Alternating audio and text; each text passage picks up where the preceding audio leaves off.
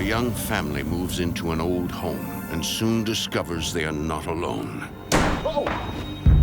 I felt a very strong presence. Something was in the house.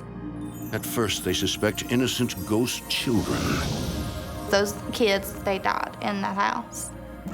But then a much darker force attacks. Couldn't breathe. Somebody was really trying to suffocate me. I felt like I was fighting for my life.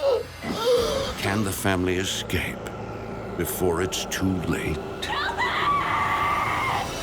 In America, there is real evil. It lurks in the darkest shadows and in our most ordinary towns. Between the worlds we see and the things we fear, there are doors. When they are opened, nightmares become reality.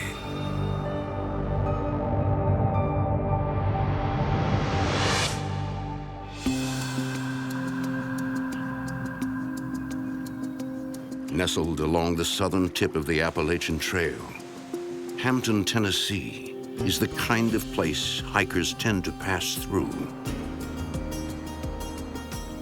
Hampton's very small, very country. Mountains, lakes, woods, and that's it. They have a grocery store down the street. It's really like a small town.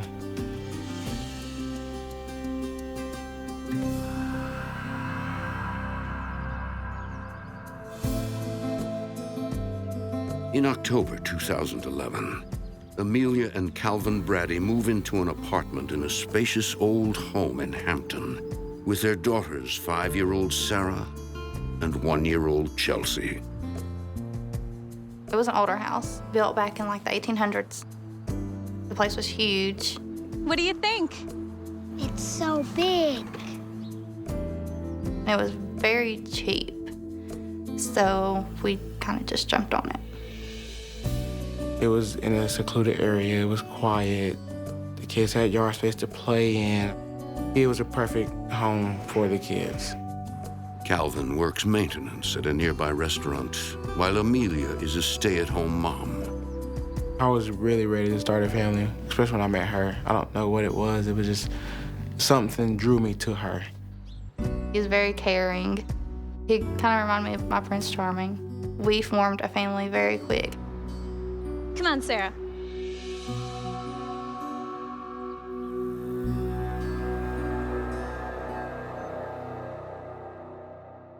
Inside, the apartment matches the couple's idea of their perfect dream house. It was a 3-bedroom apartment, and that's what we needed at the time. It had space for the kids to run back and forth in the house and everything. I always loved vintage homes, so I thought it was beautiful. When we first walked in, it was perfect. Like, everything matched exactly what we needed.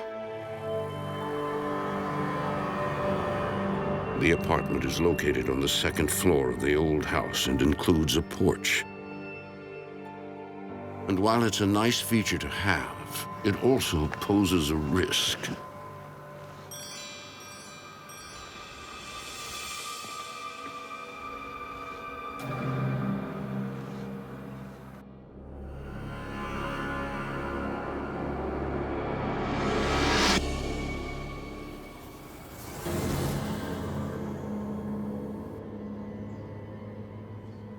Honey, you are not to come out here by yourself. Do you understand? Come on.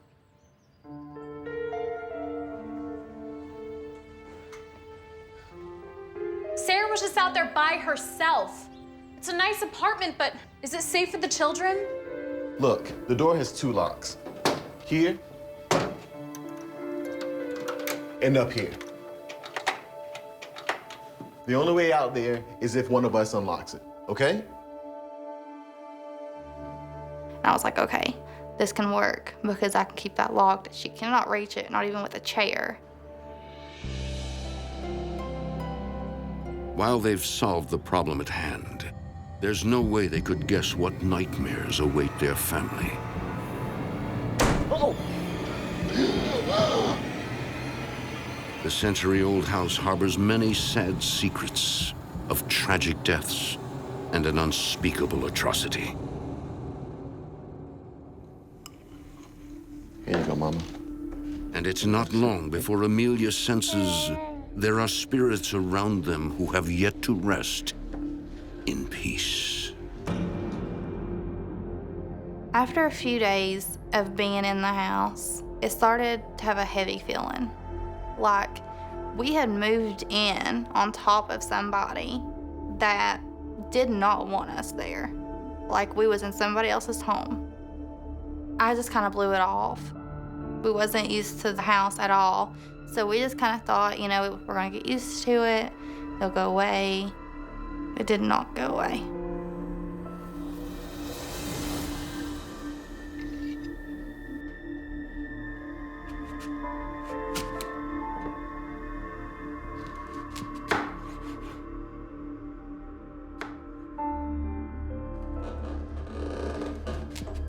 Both of my kids was laid down for a nap.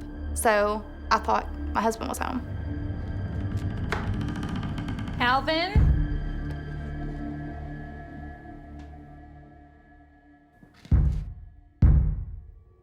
Calvin?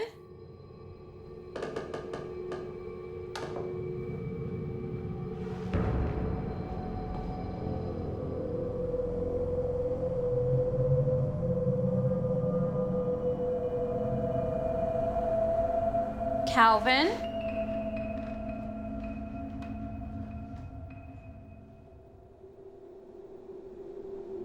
There was nobody there. I figured, you know, it's an old house. Could be animals that was in the chimney or the walls cracking. I didn't know.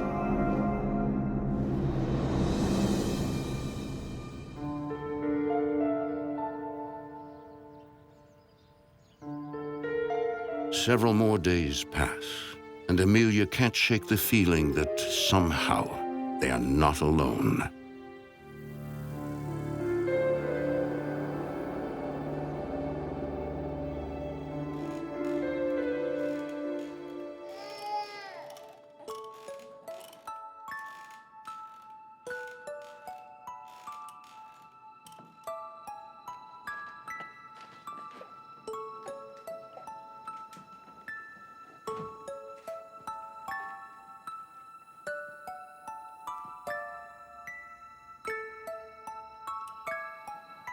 Mommy. I heard a little voice, and I felt a tug on my shirt. Yes, Sarah. Amelia hears the same voice again, this time more insistent. Mommy.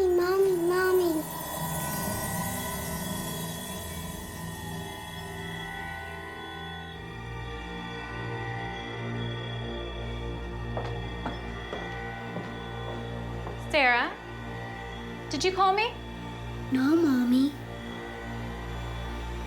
I know that I heard a little child call me Mommy. What is it?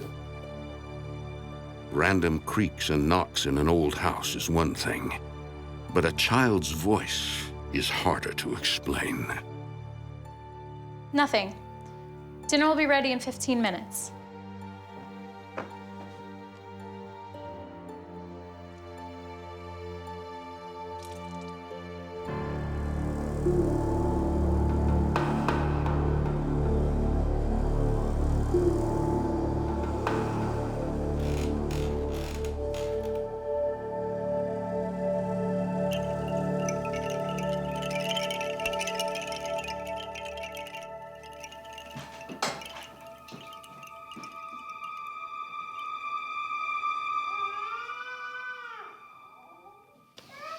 The baby. Could the little girl's voice Amelia heard be trying to warn her?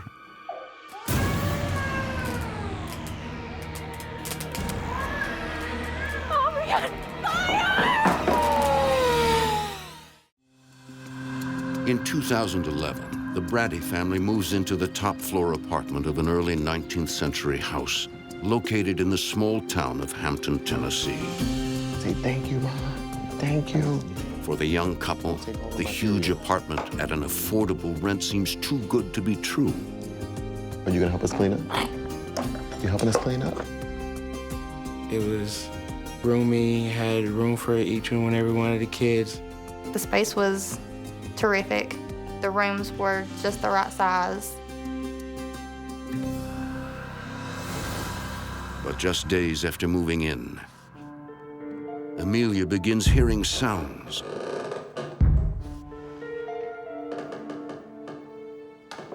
And voices she can't explain. Mommy, Mommy. Yes, Sarah. Mommy, Mommy, Mommy.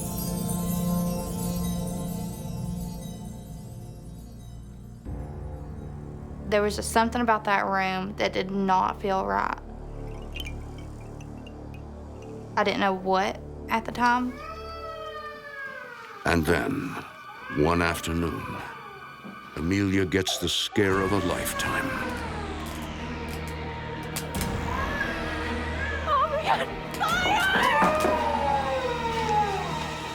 I just turned the corner, there she was, and there was the heater.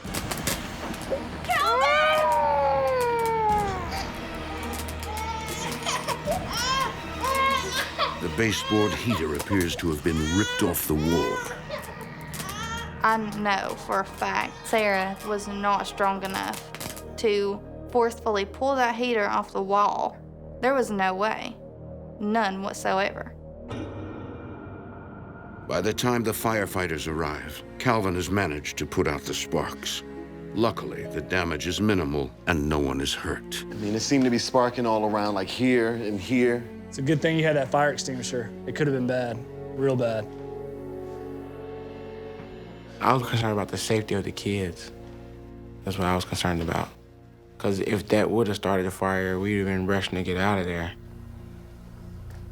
Amelia notices one firefighter appears strangely uncomfortable, as if she knows something. Is everything okay? Let me ask you something. How much history do you know about this place? I don't know. We just moved in a week ago. She said, "You don't know what happened here." And I said, "No."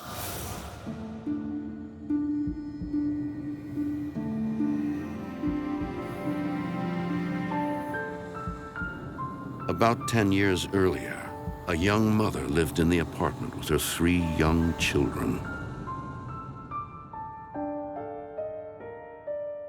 One day she had a cigarette in her hand and she nodded out. The cigarette caught the couch on fire and the rest of the house. The mother, her 3 kids, they died in that house. 2 of the children were found in a back bedroom, and the 3rd in a closet. I've probably felt every emotion.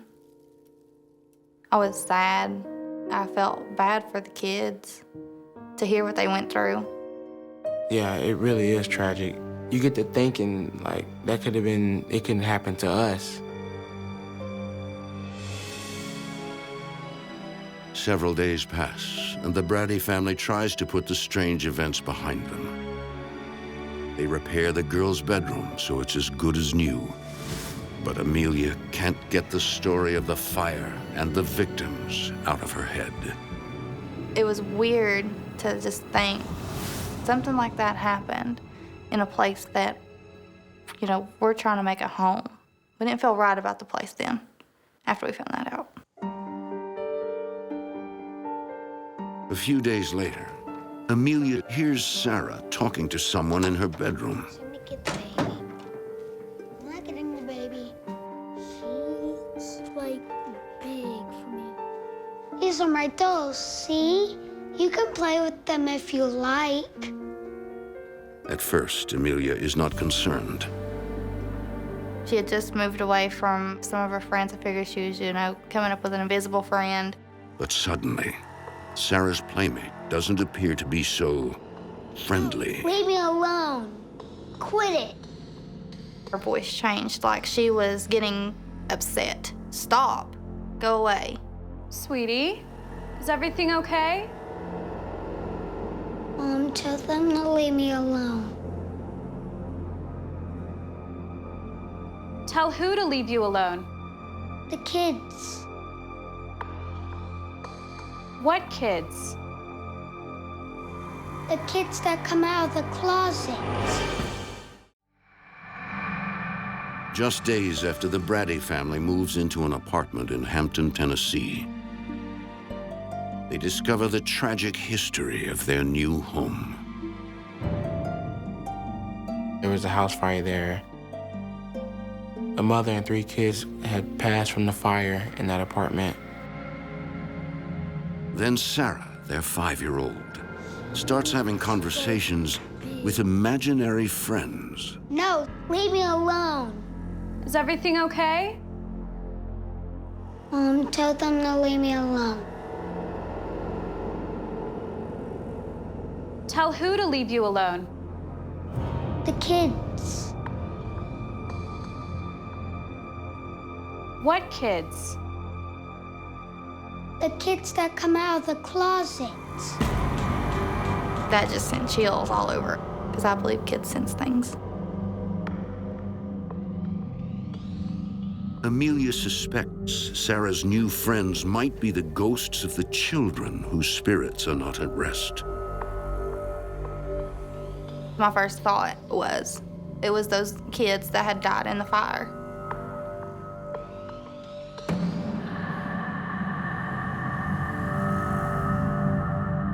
Suddenly, for Amelia, the strange occurrences and mysterious voices in her new home make sense. Mommy. Yes, Sarah. I was starting to come to terms that we were not alone. I felt a very strong presence. Something was in the house. I've always been a very firm believer with paranormal.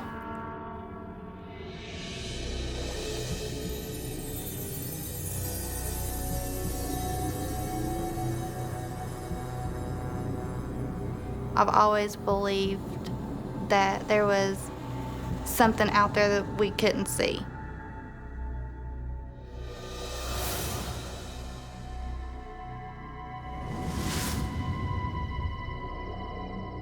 Later that night, Amelia tells Calvin she believes their apartment is haunted.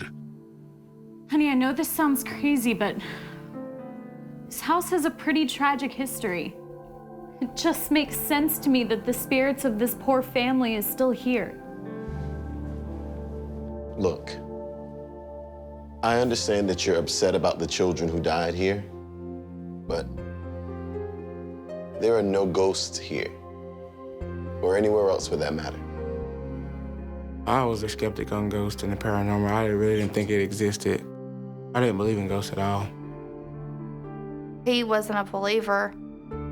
He kept making excuses. It's gonna be all right.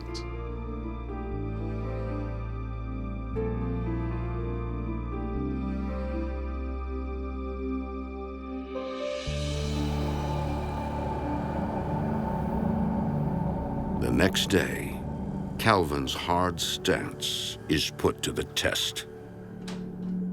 Hey, Amelia, I'm home. Amelia?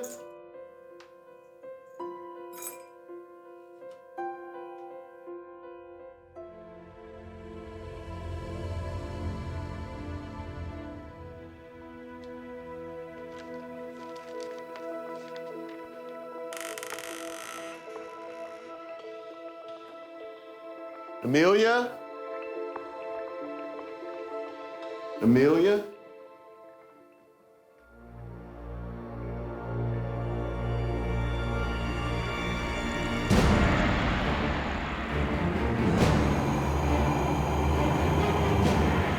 The figure was more of a male's figure, and it was just real dark.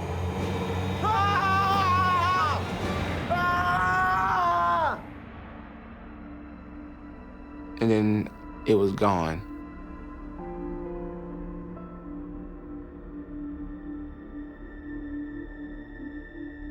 For the first time in his life, Calvin is faced with the possibility that the paranormal is real.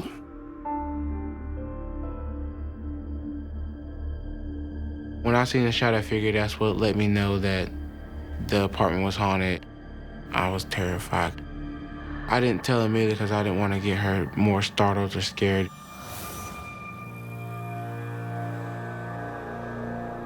But the spirits may not be as considerate. Several nights later,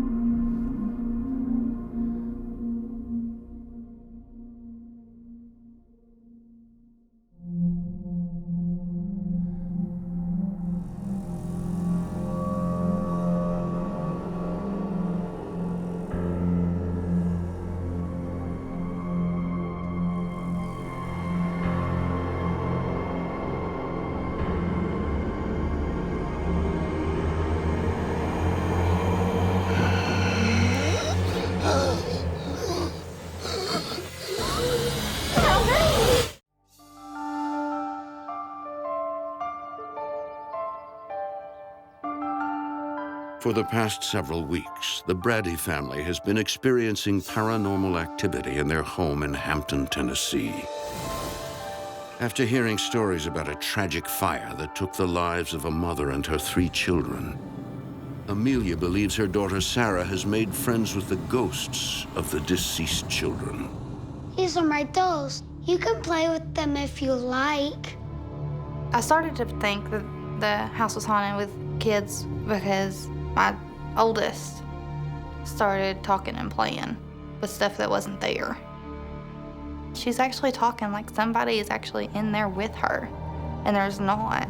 There's children, ghosts in here. It was those kids that had died in the fire. There was no covering it up or denying it or anything. The more that we kept pretending like it wasn't, the worse it got. The couple soon finds that something far darker than ghost children lurks in the house.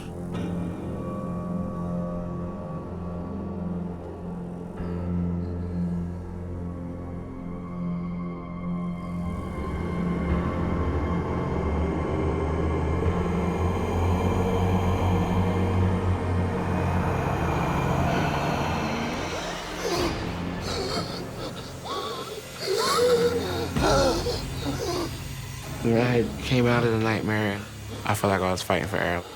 Couldn't breathe. It was something sitting on me. It was like a massive pressure on my chest, to where somebody was really trying to suffocate me. I felt like I was fighting for my life. Calvin? Calvin? He couldn't talk, and you could see that he was just like struggling to get air. It's okay. It stopped. What's going on? What happened? I believe you. This house is haunted. But I don't think it was a child that did this. There's something else here. I was terrified. For me, my husband, my kids. I didn't know what that spirit was capable of. Calvin is also afraid, not for himself, but for his family.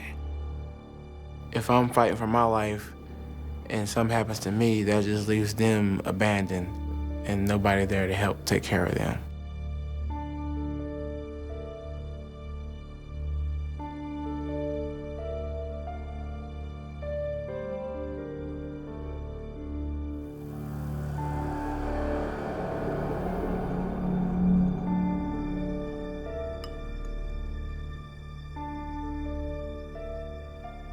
In the days that follow, the stress of the haunting wears the family down.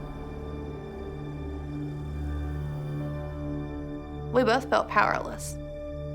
We can't fight something that we can't see.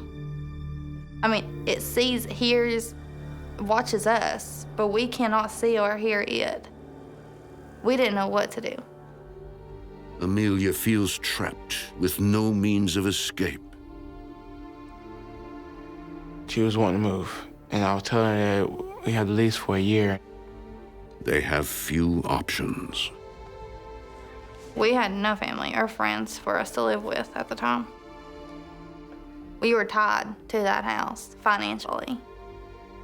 I mean, there was no way we could afford to move right then and there. We just couldn't do it.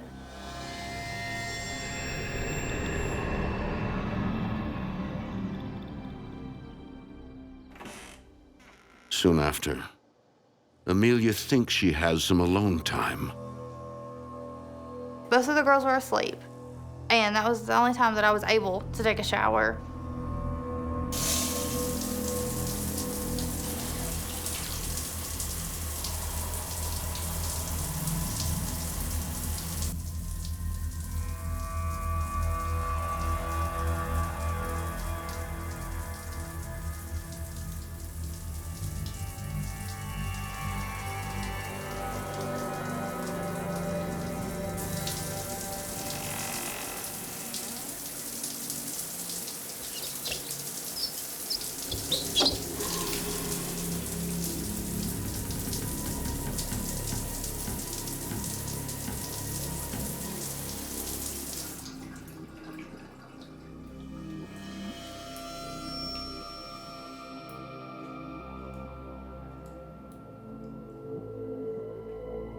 Suddenly, Amelia gets a terrifying message clear as day from beyond.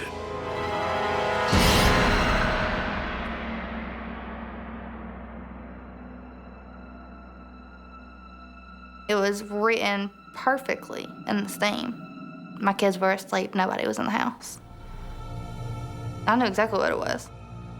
It was whatever was in that house. Amelia is horrified. The house is haunted by an entity far worse than the children who died in the fire. And now it's after her. I knew that wasn't the child ghost.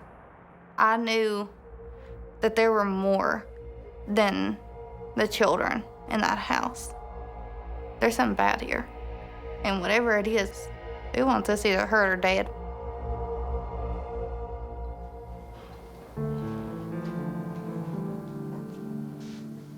The family decides to go into protection mode and make sure no one is ever alone in any room of the apartment. We started sleeping in the living room from then on. And I kept an eye on them through the night.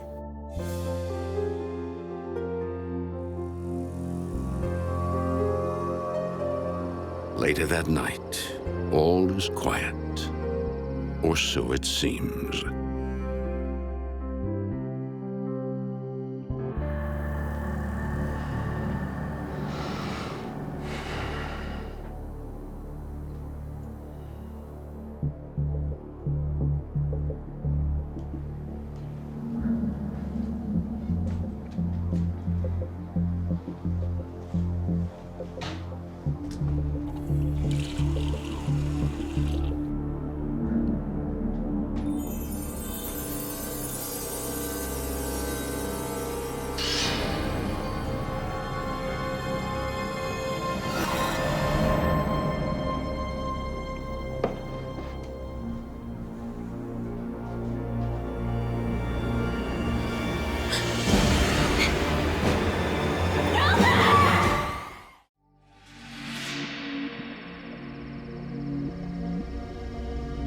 Within a month of moving into their Hampton, Tennessee apartment, Calvin and Amelia Brady must fend off the attacks of a dark, malevolent force. After I seen the shadow figure, that's when things started happening to me.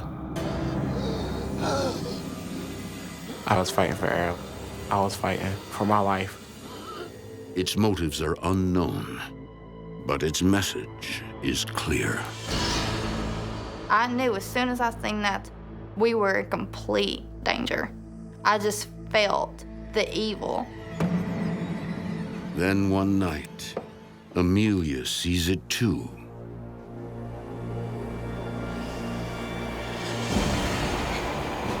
It was very dark, very thick. You couldn't see through it. It was like a very strong mist. Calvin! Calvin! What is it? Calvin! It looks awful!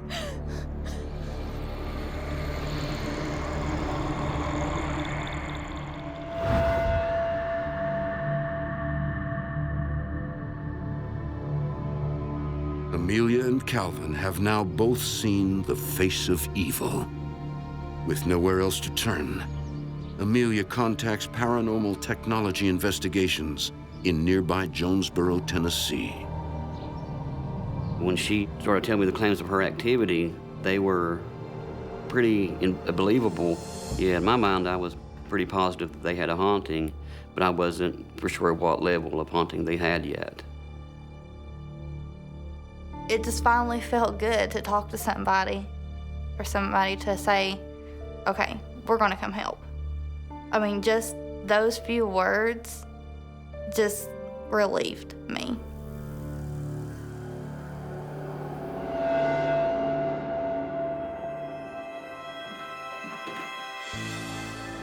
A few days later, Thank you so much for coming. Of course. You have no idea what this means to us. Well, our team is going to set right up if you don't mind. Rob Phillips and his business partner, Kathy Shepard, arrive to conduct an investigation. You can feel the heaviness as soon as we walked in. You could just feel there wasn't something right in the home. We knew there was something there.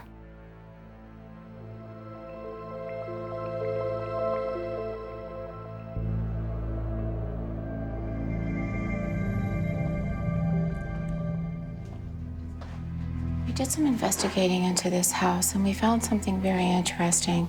Kathy begins by informing the Braddys that the home's dark history started well before the fire killed the young family. The house was built in the 1800s. It was someone's home. Sometime in the 1920s, it was turned into a halfway house for male prisoners. Around the 1920s, Prohibition, there was a lot of moonshine in the area.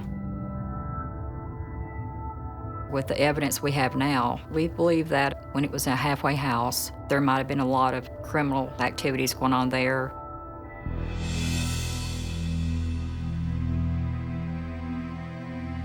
When it was a halfway house, there was a man shot and killed at the home. Negative energy can definitely stir up paranormal activity.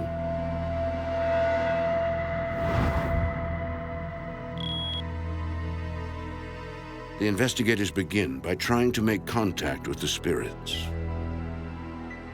We use digital voice recorders for capturing electronic voice phenomenon, also known as EVP.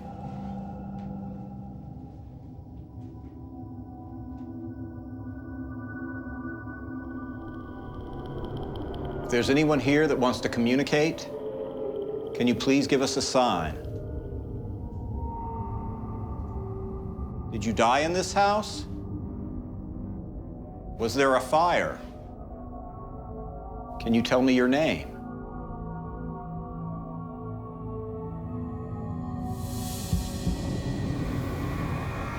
We concluded that there was 3 children in the home. Their spirits was still there.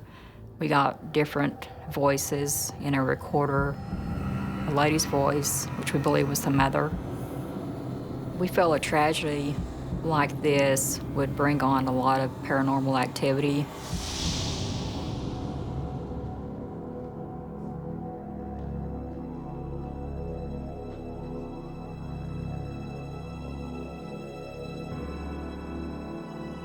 Can you tell us your name? Do you live here?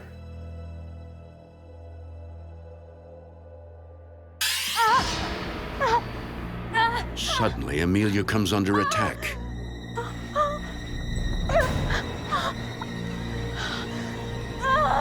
I felt a burning sensation on my back. My back, it's burning! Can we look? Oh my God. I had 3 scratch marks going from my shoulder down. I knew I had made something mad. Investigators now believe they are dealing with a demonic entity. The demonic will leave 3 scratches, they'll knock in 3s, everything they do is in 3, and that's a way for them to mimic the Trinity, which is the Father, Son, and the Holy Spirit. And the demonic entity is holding the other spirits hostage. The spirits were still in the home.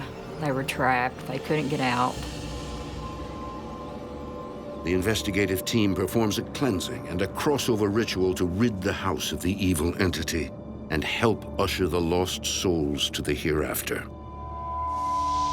Everything was more bright, it smelled cleaner, it felt lighter.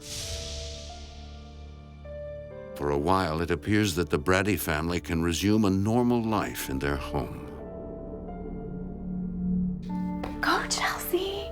Yeah, good job. Very good. You're such a big girl. Yeah, keep going. You're such a big girl. Mom, can I get something to eat? Just a minute. Mom.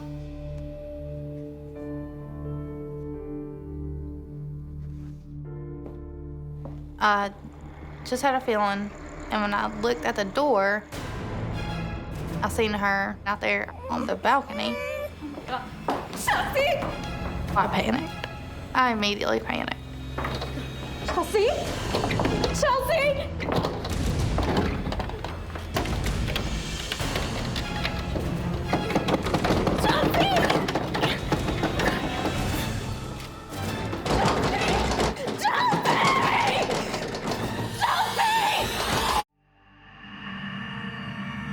It is 2011. Leave me alone. The Brady family has been experiencing paranormal activity in their Hampton, Tennessee apartment. The haunting has quickly escalated, and a demonic entity is threatening the family. I think something was trying to hurt the families that was living in these apartments. I believe it was the demonic that was already there when they moved in. They can physically hurt you. My back, it's burning! They can do damage. They can tear your family apart. After a paranormal investigation, If there's anyone here that wants to communicate, can you please give us a sign? the Brady family hoped their apartment was clear of all entities. But the evil has returned, Chelsea! and a young life is in its grasp. Chelsea!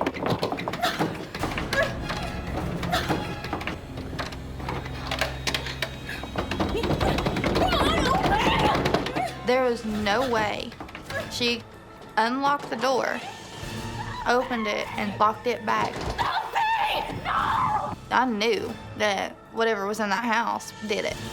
I knew whatever was in that house put her on that balcony and locked her out. The door wouldn't open. It was like somebody had it on the other side.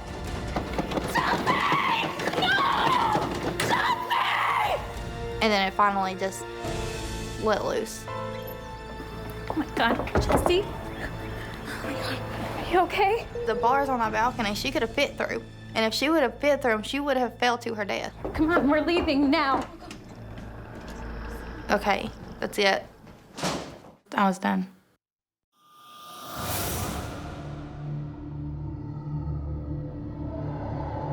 It appears the evil entity inside the apartment was not expelled as investigators had hoped. We felt, being that this was an apartment complex, that the demon went somewhere and hid inside of another unit. When Amelia called me, I advised her that they needed to just move. We needed to get them out as soon as possible. I didn't care about my lease. I didn't care about the money. I didn't care about nothing. I have to protect my children. One of the paranormal investigators volunteers to let them stay with her while they search for a new home. With their children safe with their grandmother, Amelia and Calvin quickly pack and move out of the apartment. Is that everything we need right now? I think so.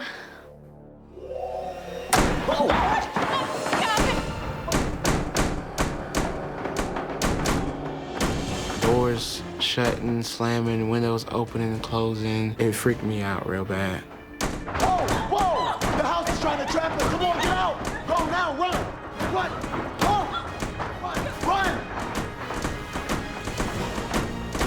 I felt like I was a prisoner that had just broke free. Like I was chasing and running for freedom. And I was gonna grab it and go. Come on, let's go. Come on. You get in the car. Come on, Amelia. If we wouldn't have got out at that time, something else probably would have happened and it probably would have been worse. I was beyond done. Drive, go, go!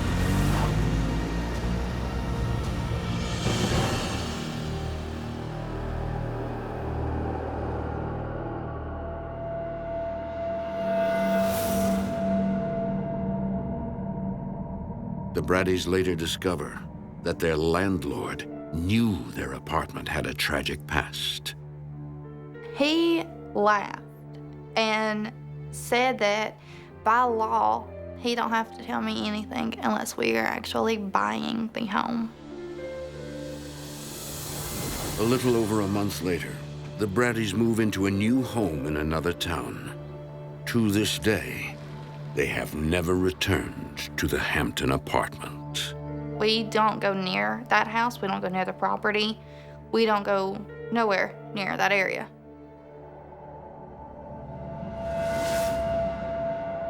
Life's pretty good, actually.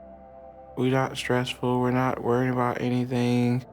I still look over my shoulder every now and then just to make sure. I just try and take it day by day. In some weird way, I think that house is what kind of made us stronger. It made our relationship stronger. It still lingers. I don't think I'll ever put that whole experience behind me. I still don't sleep in the dark. I don't walk in the dark. I don't know if I ever will again.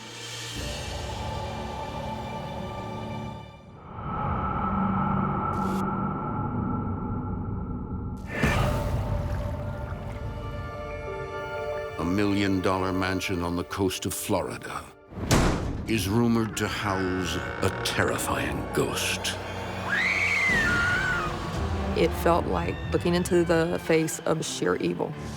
Alive, he committed unspeakable atrocities. Someone died from a hanging right there. Dead, he continues his reign of terror. You didn't want to turn your back. You didn't want to close your eyes for fear of what might happen if you did. I was terrified. I was afraid for my children. I was afraid for myself. Whatever was there was after me. Will the family get out before it's too late? In America, there is real evil. It lurks in the darkest shadows and in our most ordinary towns. Between the worlds we see and the things we fear, there are doors.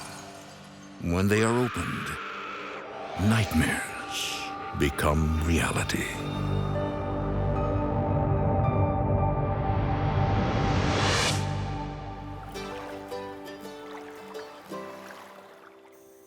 Among the waterways and marshes of the Escambia Bay in Pensacola, Florida, stands a majestic $1 million mansion.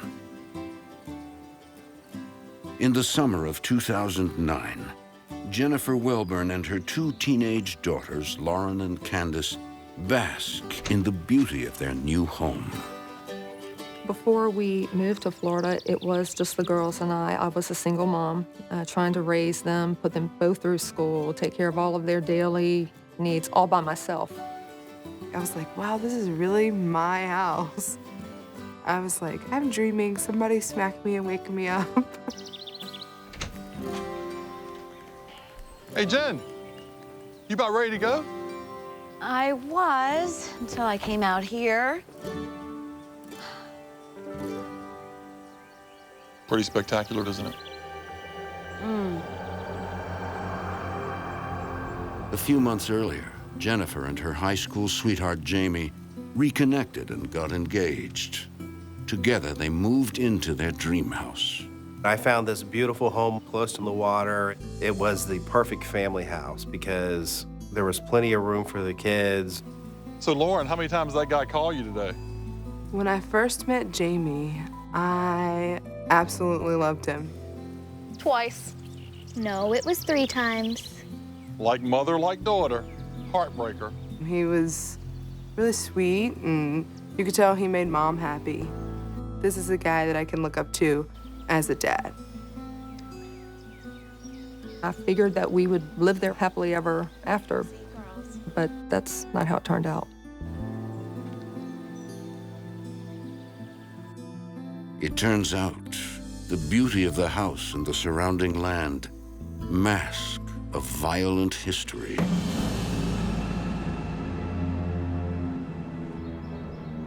Pensacola, Florida is one of the oldest European settlements in North America. By the mid-1800s, the native population had been completely overrun by new landowners. Cotton plantations flourished, and slaves accounted for nearly half of Florida's growing population. You can imagine Escambia Bay being the waterway right on the property. It was definitely used in slave trading. Today, the horrors of the past are buried deep, but not dead. Someone has never been able to let go of the land or the house.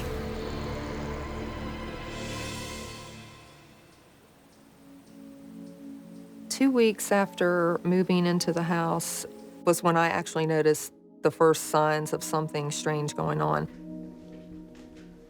I went upstairs and noticed that the pictures were hanging upside down on the wall, as if that's the way we had placed them.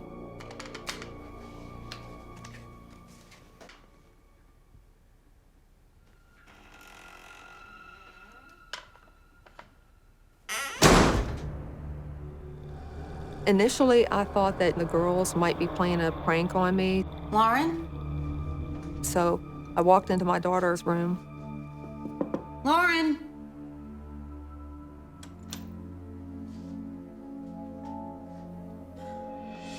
And her windows were wide open. Candace? The blinds were pulled up. So you know the air condition is on. Why are all the windows in Lauren's room open? She hasn't even been here all day. I didn't open them. Well, somebody opened them. It wasn't me. So I suppose you didn't flip the picture in the hallway either, huh? Mom, what are you talking about? Forget it. Just please keep the windows closed, okay? Okay. I thought it was really weird, but I decided not to pay too much attention to it, and I just put it to the side and tried not to think about it. Over the following months, Jennifer isn't the only one who senses something strange in the new house. A few weeks after moving in, Lauren and Candace enjoy girl time at home, while their mom and Jamie are out. The first time something happened, Candace and I were alone in the house.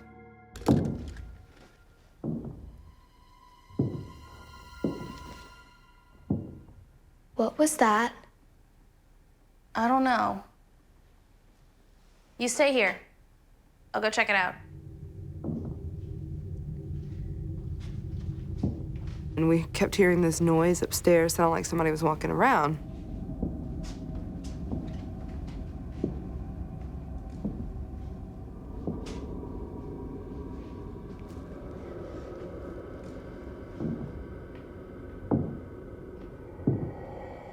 And I went into my mom's room where the noise was coming from.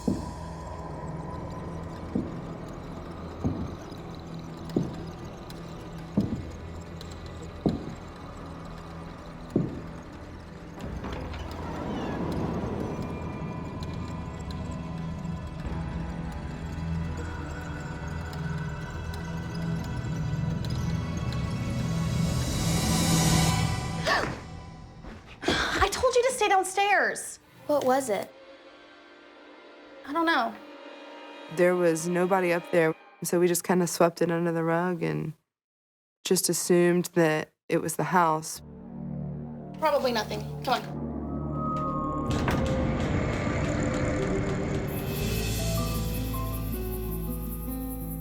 A few nights later, Jennifer is alone in the kitchen when she senses a change in the air, as if someone were watching her.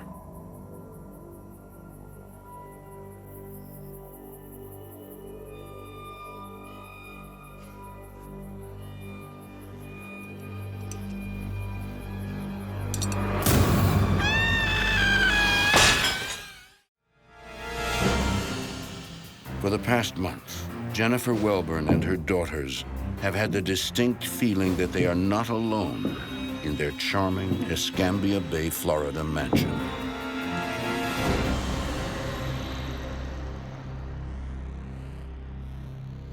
I would walk around the house. I felt constantly like I was being watched, but I could never pinpoint what exactly it was. It was just a really eerie feeling.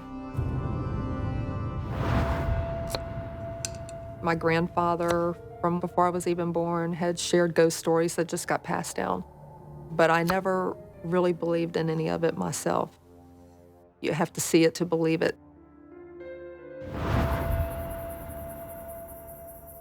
But not too long after moving in, Jennifer has a terrifying encounter she can't explain.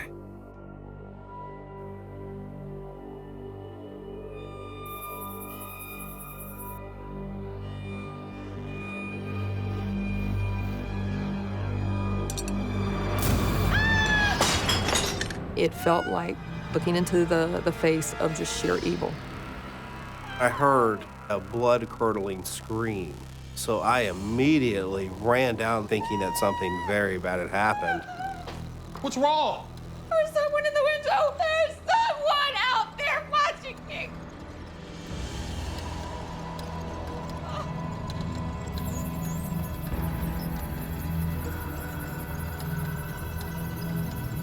We went outside. And there was nothing there. No one, no sign of anyone. I just didn't see nothing. Well, whoever it was, they're gone now. Did you get a good look at them? No, but there was someone there. It was a man. He was looking right at me. But Jamie doesn't believe her. It was probably just kids. You probably scared them just as much as they scared you. Somebody was there. Somebody was there. I think maybe the house is haunted or something. Haunted house? You've been watching way too much television. You know that stuff doesn't even exist. Finally, I told her, let's just, let it go and keep an eye on things, make sure everything's gonna be fine, no problem. He didn't feel the house was haunted. He thought that I was crazy. There's no way to explain what's happening, so he just didn't want to hear any of it. Come on, let's just go on back in the house, okay? Come on back in. I was really a battle with myself because on one hand, I knew what I had seen. I knew what I'd experienced. Come on. And on the other hand, I really didn't believe it. Everything's all right. I just could not believe that I had a ghost in my house that was haunting it.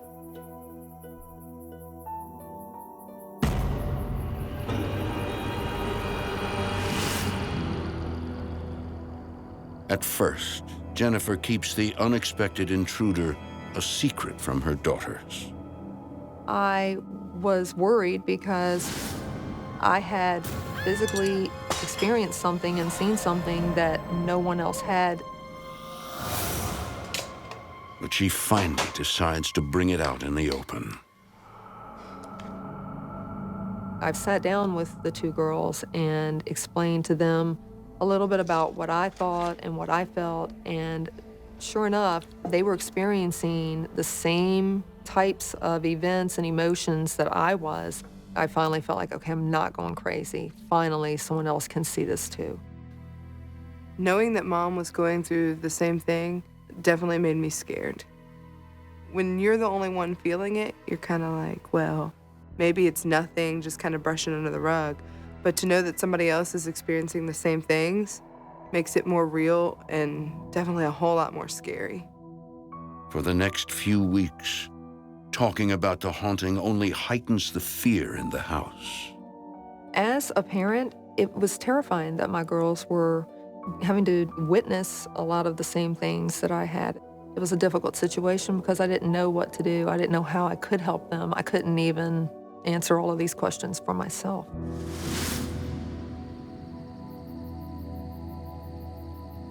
Within a few months of moving in, tension is at an all-time high.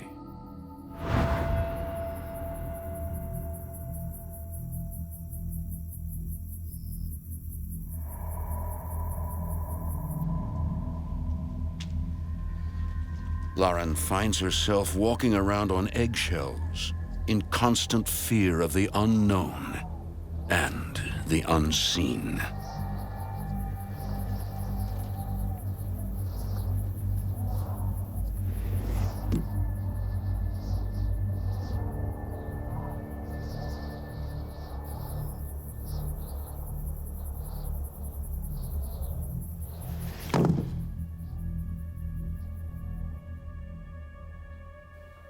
I was in my room, and I turned around, and it was just a really eerie feeling.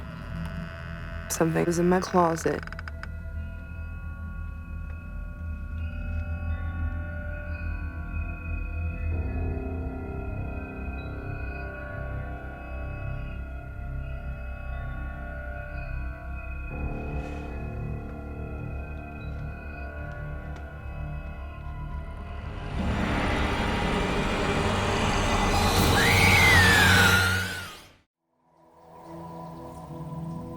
For the last few months, Lauren and Candace Welburn have been experiencing paranormal activity in their $1 million Pensacola, Florida home. Everywhere they go, the teenagers sense evil. While their mother, Jennifer, is convinced she's seen a ghost. I was terrified. I was afraid for my children. I was afraid for myself. Jennifer's fiancé, Jamie, doesn't believe her. Strange things were happening in the house, but I didn't believe in the paranormal. It was such a big house, I just thought that maybe she wasn't used to it because it has its own little creaks and sounds.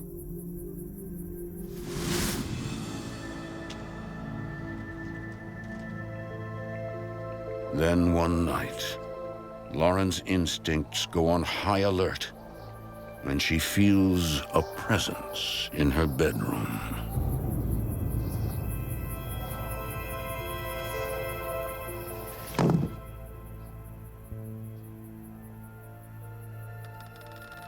I was in my room, and I turned around, and something was in my closet.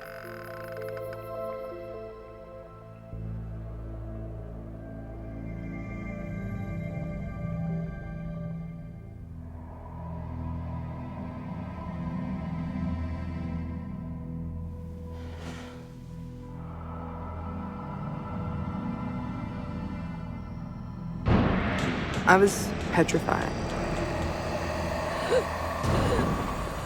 It had this hold on me. It wouldn't let me call for help. I tried to scream out for my mom, but I couldn't get anything out. I felt absolutely helpless. I don't know how long it was, seconds, maybe minutes before I was finally able to scream.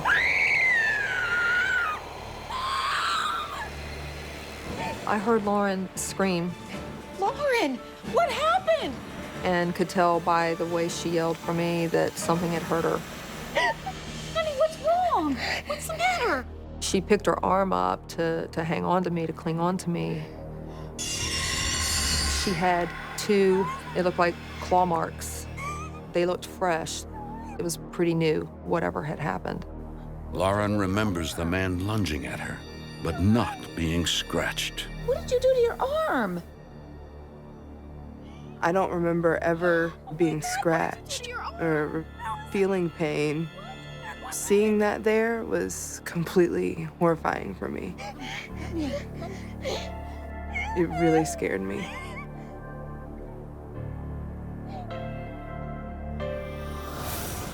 Jennifer fears that the ghost she saw in the window has now attacked her daughter. What happened? There was a man. She was scratched, look. Jamie has no idea what to think. Now both his fiancée and her daughter are convinced the house is haunted. By what? The first thing that went through my mind is, how did it happen?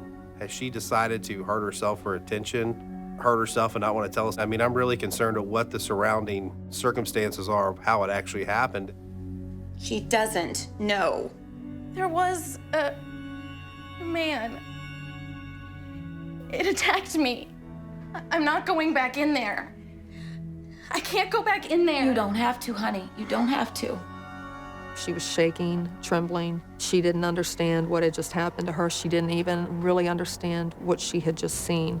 As a parent, you protect your child, and I was not able to do that. I was terrified. Whatever it was definitely meant us harm. Jennifer decides to take no chances with her daughters. That night, we took Lauren and Candace, and we all slept in the same room. I didn't want my girls alone. I didn't want to be alone. We needed to be together where we could look out and protect one another. No longer able to hold back her anger, Jennifer confronts Jamie about the haunting. What are we gonna do? About what? About the house. Lauren was attacked. I'm really worried. I don't know, Jen. I just can't believe this stuff is happening to us. In the world I live in, if someone's a threat, you can face it. And there I felt like there's just nothing I could do. I couldn't really give them any peace of mind. I mean, what could I really say? It was really frustrating that Jamie did not believe. Well, I'm gonna find someone who can help us. Okay. I knew that my house was haunted. I had to get help. I had to do something because I did not know what was going to happen next. With the help of friends, Jennifer finds Tony Talley, a paranormal expert, and invites her to investigate the house. My name is Tony. I'm an empath, and that means that I feel things very deeply about environments and people. Right away, Tony feels that the energy surrounding the house is off. When I arrived on the property, something just didn't ring right. I felt very uncomfortable. The level of negativity made you feel like you had to look over your shoulder. You definitely knew something just wasn't right. Hi, I'm Tony. Jennifer reached out to me. My biggest hope with Miss Tony coming to the house was just to tell Jennifer that's all in her head and go back to being life as normal and just forget about the whole thing. Hi, thank you so much for coming. How is Lauren? She is still really upset. You could just really see that Jen was wearing the stress. You could see tightness in her jaws. Her whole body language just really showed that she'd been under stress for a while. She was refusing to sleep in her room. Well, that's where I'd like to begin. In Lauren's room. Is it upstairs? Yes, it's the first door on your right.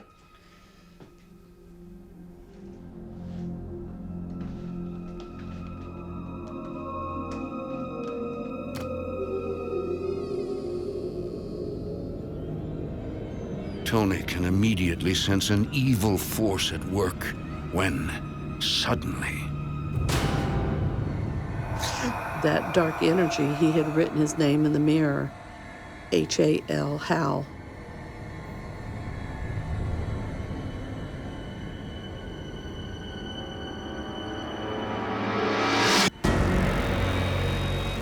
I was awestruck. I wanted to run.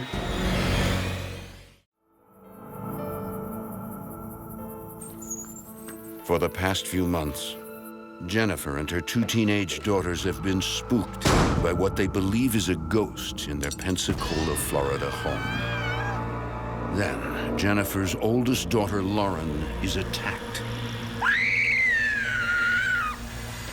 Lauren! Honey, what's wrong? As I saw the marks on her arm, I was terrified. I knew that if it had attacked her on this level, I was afraid what was going to be next. A skeptic of the paranormal, Jennifer's fiancé, Jamie, has been no source of comfort. I just thought people were just a little overdramatic. If the wind blew, they'd blame it on a ghost. I quite frankly didn't believe in it. Feeling desperate and alone in her fight, Jennifer calls upon Tony Talley, an empath with the ability to feel the presence of entities from other worlds. My biggest hope was that Miss Tony would be able to come in and give us our house and our lives back again. It doesn't take long for the ghost to introduce himself. There was a large mirror that had partially fogged, and that dark energy, he had written his name in the mirror, H-A-L, Hal. I was up close and personal and in a one-sided fist fight with dark, evil energy.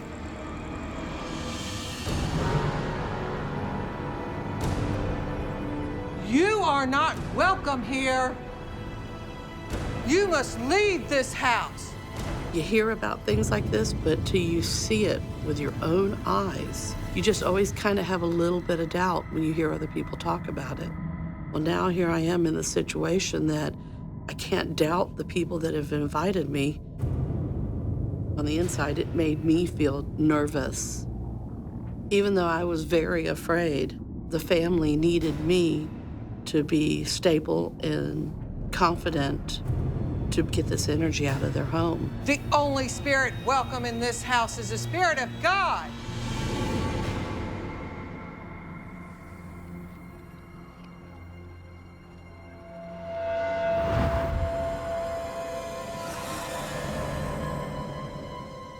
The ghost of Hal eventually draws Tony to the backyard, where a feeling of dread immediately washes over her. As I made my way around the outside of the home, it became very clear that a lot of lives were lost on that property. As an empath, coming in contact with that kind of feeling is extreme sadness. And then, she sees them.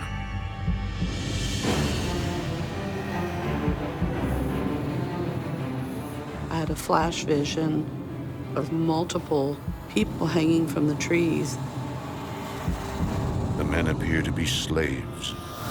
The house sits near Escambia Bay, believed to have been the site of a slave plantation in the 19th century. According to Tony's vision, Hal was the plantation's slave master. I came to the conclusion that this entity, Hal, was over the slaves, somebody who mistreated the slaves. These are people that died without their last rites. They died under the most cruel circumstances. I knew this house had a very dark presence. I knew the family was in danger.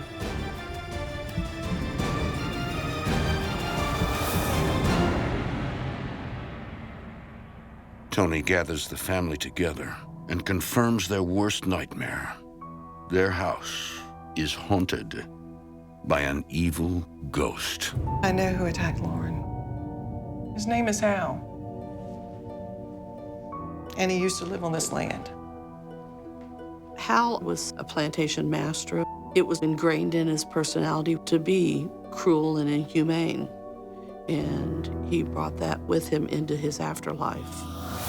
I could see how to be in excess of 6'2", very large build, very balded looking, a scour across his face all the time. You could see the meanness on this person from the top of his head to the soles of his feet. If he were to laugh or smile, it would be at somebody else's weakness or pain. I had not told her anything about what he looked like or what we had actually seen. She came in and described it to a T. I wanted to feel relieved, but I didn't. I felt more terrified, knowing that someone who was an expert in this sort of thing had seen the exact same figure that I had seen. It actually made me more scared to be at the house. So how do we get rid of him?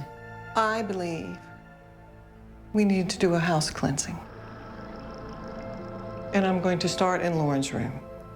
At this point in time, I was willing to try anything to reclaim my house. It was surreal that Miss Tony was able to validate some of the things that were going on there.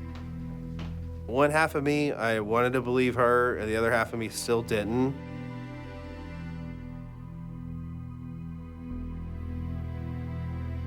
I hereby banish all negative energy from this house. I knew that at that point, the mission was to rid the house of all that darkness and all that evilness. Through the power of light and love. For the next few days, the family senses a levity in the house, as if Hal has disappeared. After the cleansing on the house, it just felt completely different. It felt like it had felt when we first moved in. We had this little glimmer of hope that the cleansing had worked. Everybody in the house just had an initial sigh of relief. Like, this is done, it's finished. I was incredibly hopeful that we were going to get our life back, that the house was going to once again be my dream home.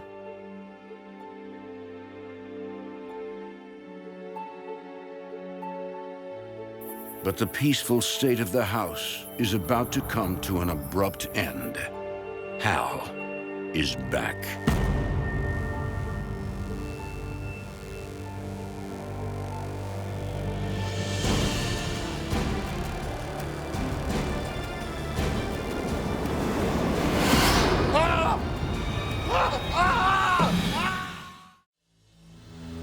Ever since they moved into their $1 million mansion in Pensacola, Florida, Jennifer and her teenage daughters have been tormented by the ghost of a former slave plantation master named Hal.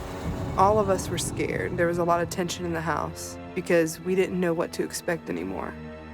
In the fall of 2009, despite her fiancé Jamie's disbelief in ghosts, Jennifer brings in an expert to cleanse the house of the evil spirit. But she soon finds out it didn't work. He was back, and he was back with a vengeance.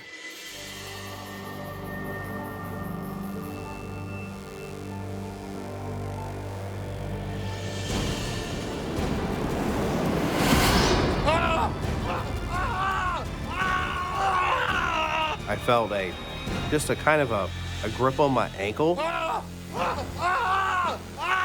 I have this just gripping fear go through my body, like this is someone trying to hurt me. I knew that someone was under my bed. Being a good Southern Christian boy, I keep a black Bible right by my bed with a .45 loaded and cocked right on top of it. What is it? There's someone under the bed! I was terrified. I didn't realize what was going on and what was happening. You got 3 seconds to come out, I'm gonna open fire! I just wanted to get at it, and I wanted to inflict pain on it. Ah!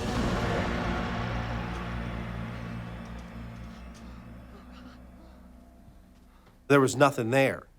Nothing. That was impossible, and it freaked me out. Jamie realizes he's up against the same evil force that's been after his family, and now it's after him. This is my house! I just lost it.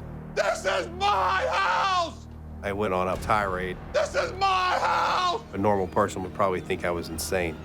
You want to bully somebody? Bully me! Felt so helpless. This is my house! I have a loaded 45 and I can't defend myself. I knew that this was Hal. He wanted to ruin my life and my family, and he was not going to stop till he did. It was completely terrifying to know that whatever this was could pull a man out of bed like it did. It terrified all of us. For Jamie, this was the first time that he knew in his heart of hearts that the house really was haunted. It caused him to feel like he wasn't in charge of his household anymore. There was something there that was bigger, something there that had more control. That scared Jamie.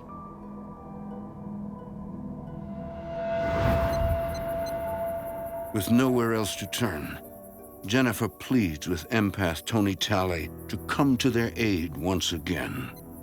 I was hopeful that she might still be able to help us. Maybe something was just inadvertently left out the first time that would completely cleanse the house and give us back our home and our family.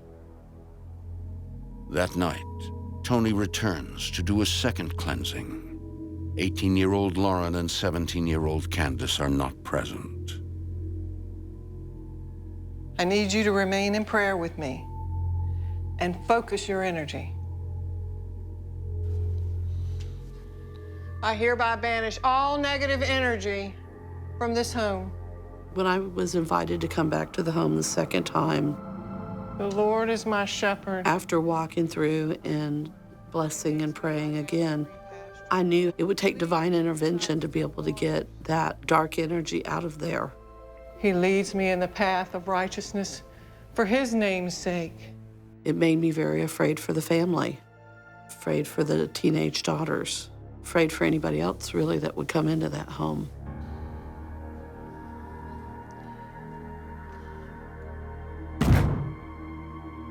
All at once, there was a very large thud on the wall directly behind me. Tony has made someone angry. I just kind of like lost the feeling of direction. I should fear no. She just does an immediate stop and gets thrown back against the wall. Tony! It felt like somebody had punched me. My arm. What?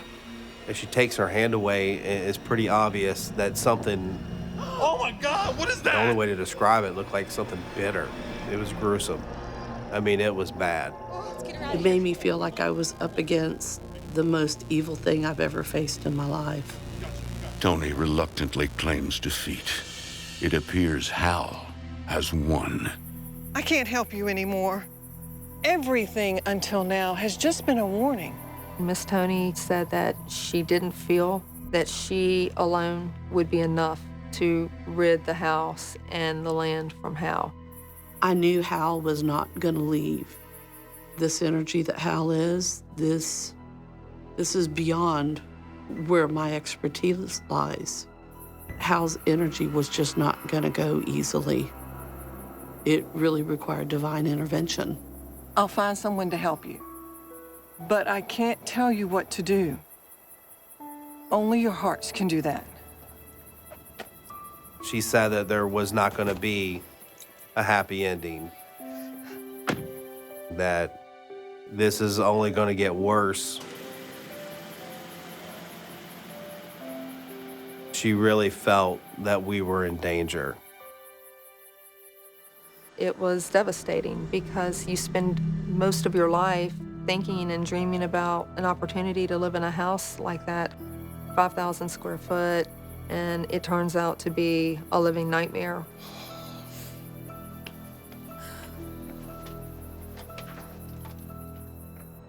For now, Jamie and Jennifer decide to keep Hal's attack on Tony a secret from the girls.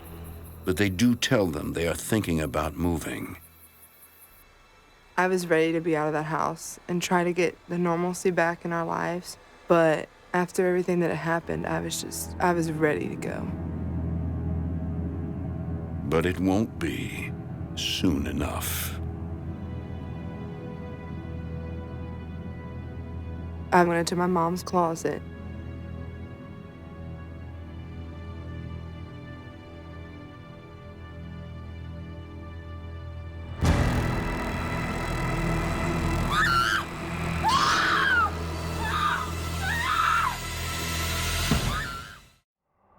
For the past 7 months, Jennifer and her family have been living in a haunted $1 million mansion near Escambia Bay, Florida, while an angry ghost targets family members one by one. An empath has had visions of a ghost named Hal, who she believes used to be a slave plantation master. He's angry. I was scared to death. He was a bully. He liked being in control. He liked people to be afraid of him. And has warned them they are in great danger. The family makes plans to move out of what was once their dream house as soon as possible. When Miss Tony shared with us that we were in danger, Jamie and I decided to have a serious talk about the house. We didn't know where we would go, but we didn't know what else to do. We had to think about the girls.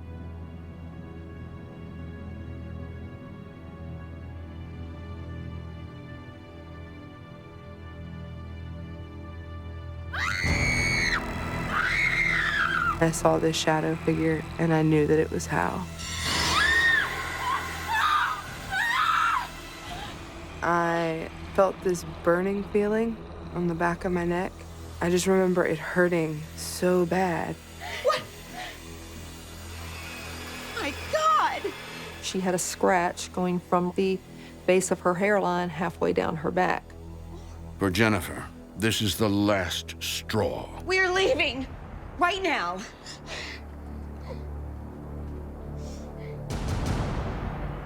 It was at this point that I said, I don't care. My kids, this is not worth this. I don't care about the house. I want out, and I want out now. As much as I had loved the house, I didn't want it. I didn't care about having my own room anymore. I didn't care about how big the house was. I was done. I couldn't handle that house anymore. Come on, Candace, come on. Doesn't matter what it costs, doesn't matter what the devastation is financially. It's time to say goodbye, cut our losses, and get my family to safety. As crazy as it sounds, I felt like I was in a fight with what was in that house. Girls, come on, get in the car. Let's go. Get in, please. Come on. And I've never walked away from a fight. That's the moment I had to concede that it won, that I would have to take my hit and move on. I focused straight, I put that car in drive, and never looked back.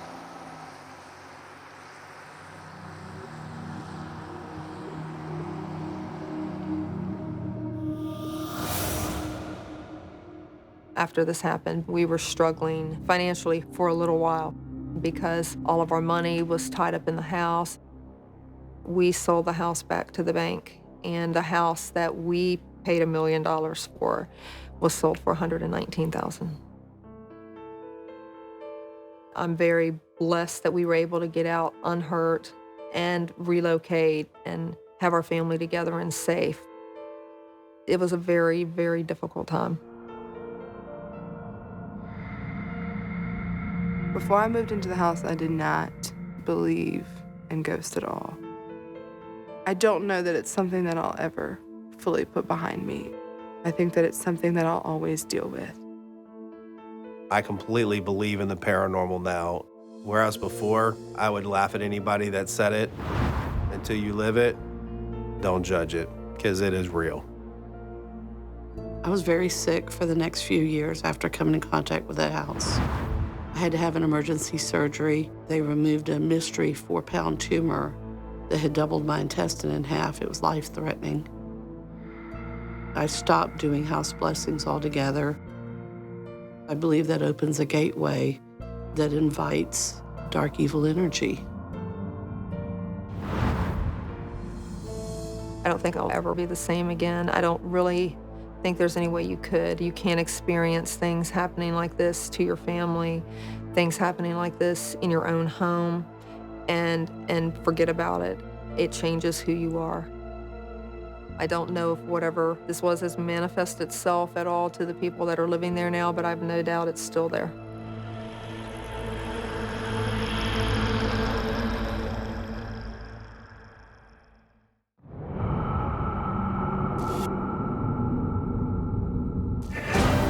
forsaken 19th century mansion harbors angry spirits from the past. There was definitely something there, and it felt like it didn't want us there. Get out. Rumors of a deadly love triangle. The banker was having an affair with her. One of the speculations was that she was buried in the basement.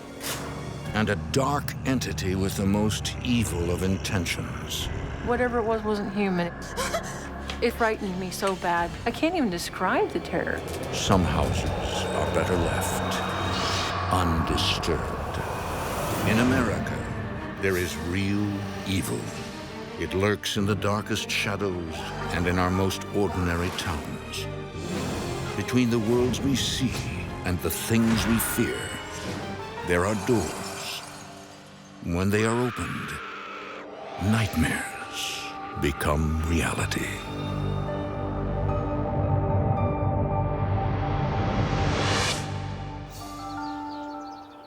In the heart of Decatur County lies the small town of Garden Grove, Iowa, where the Rice family, Norman, Jennifer, and son Andrew, has just purchased a 19th century Victorian mansion. It wasn't hard to fall in love with. It was an amazing place, and I always said, you know, someday I'm gonna own you. Someday you're gonna be my house. I wanted to live there. It had everything that I ever wanted. Better than the pictures? It's incredible. Just looking at the outside of the mansion, it's breathtaking. It has a commanding presence. Hey, well, what do you think, Andrew? We're gonna live here? At that point, I would have been about 8, 9 years old. We were moving from a farm, and I was kind of excited, you know, new house. It was really big compared to our old one. It was really just a nice house. I'd never seen anything quite like it before. Built at the turn of the century, the mansion was commissioned by an affluent businessman and his wife. Garden Grove was in its prime, having served as a shipping point on the Chicago, Burlington, and Quincy Railroad. Garden Grove, Iowa, back in the 1800s was the place to be. It was one of the major cities. There were several thousand people that lived there because the railroad came through. It had a nice, long downtown area with lots of shops and bakeries and haberdasheries. And so that's why they chose that, is it was a beautiful place, still country-like, but city-fied. And Jennifer feels an instant connection to the house. The house just kind of felt like it belonged to me, like I'd known it at some point in time. It drew you in. But the picturesque mansion hides secrets from the past.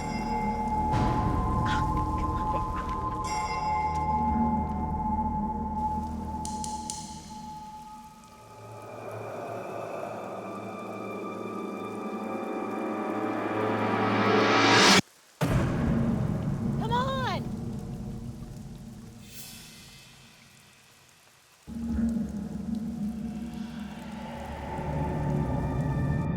Within these walls, it is rumored that an unspeakable horror took place.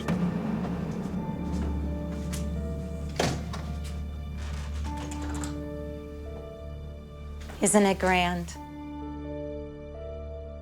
I mean, look at all the details. Look at this staircase. Very clearly, before we even moved in, we knew it was a money pit. It's incredible, but don't get too crazy. Norm, it's gotta be done right. For the company I worked at, I actually got a lot of stock options. So we were kind of planning on using that money to put into the house. So we were fully prepared to dump a whole bunch of money into it. I feel like I'm the one who was meant to restore it to its former glory. Now, honey, I trust you. This is your passion. Be reasonable. I think Norman, more than anything, just knew that I loved that house. Are you sure you're okay with this? Yeah, if you're happy, I'm happy. In the months ahead, Norman spends most of his time working for a software company in Arizona. nearly 1,300 miles away. This leaves Jennifer alone to manage the big job of renovating the old house so that her family can move in. With me being out of town, it kind of gave her something to do since we were apart 90% of the time, being in different states. Her being able to put all of her energy into restoring this house really gave her a sense of accomplishment. Jennifer hires a main contractor named Claude and a few other workers to help realize her vision of the old Victorian mansion. It was a mission for me. I could just see what it should look like. And that's what I loved about having that house. I could just create it from basically the ground up into what it should be and what I loved.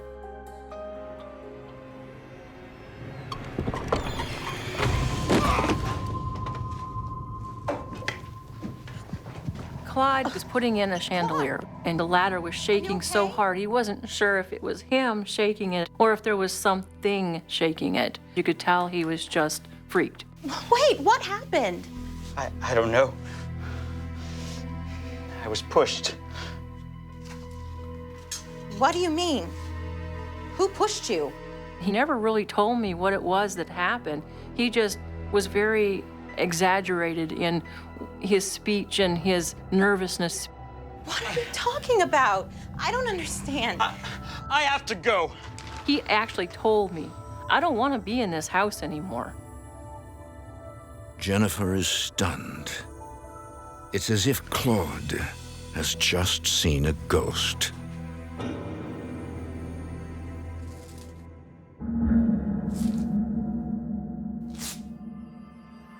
I told my wife I was gonna be working in this house. You know what she said? No, what? Stay out of the basement. What? Why? You know about the basement, right? No. That's where he buried her. Who? The servant. The woman he was having an affair with. She was pregnant, and he didn't want nobody to know. Then they had an argument. Then she fell down the stairs. He didn't want a scandal, so he buried her down there.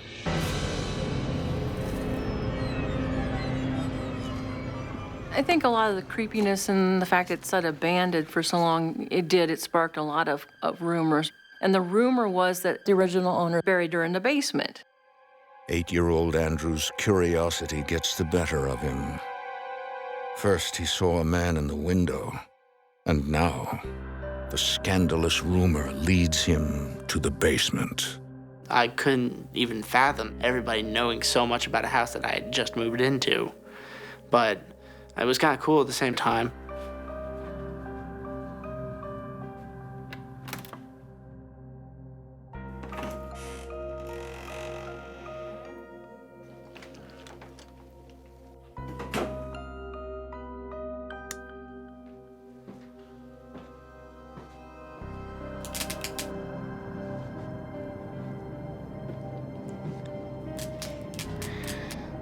The feeling I got was immediately like someone had just dropped a bunch of bricks on me. It was just really heavy, dense air. It was kind of hard to breathe a little bit.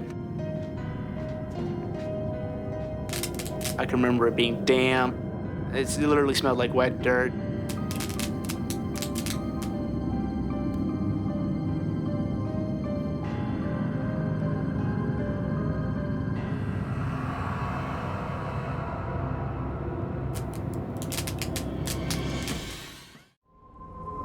In 2001, Jennifer and Norman Rice, along with their 8-year-old son Andrew, moved to Garden Grove, Iowa to restore their new home.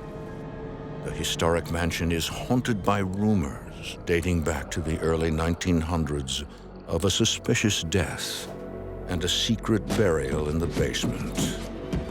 Rumors had spread around town like wildfire that a servant had broken her neck. Some had even speculated that the owner was having an affair with her.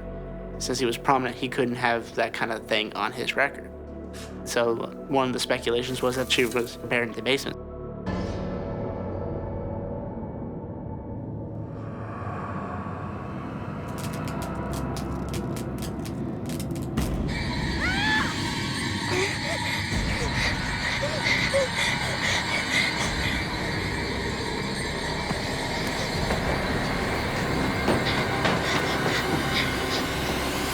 never went back down to the basement again.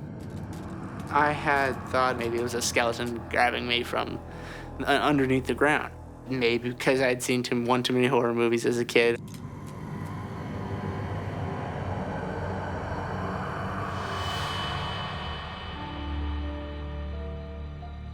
By July 2001, the majority of the renovations on the house are complete, despite the fact that all of the contractors have deserted the job. With Andrew's father, Norman, frequently away on business, his mother has no choice but to finish the house on her own.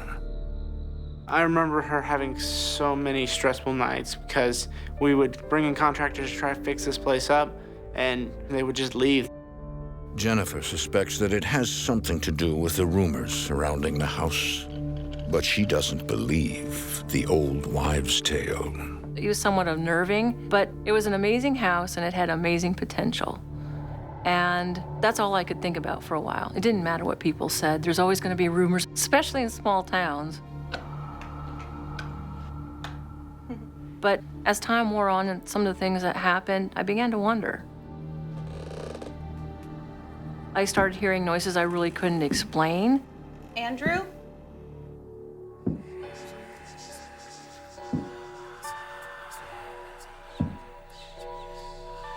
Especially late at night. You don't really think things through. Some of it could be written off to being tired, late night. It's the creepy factor.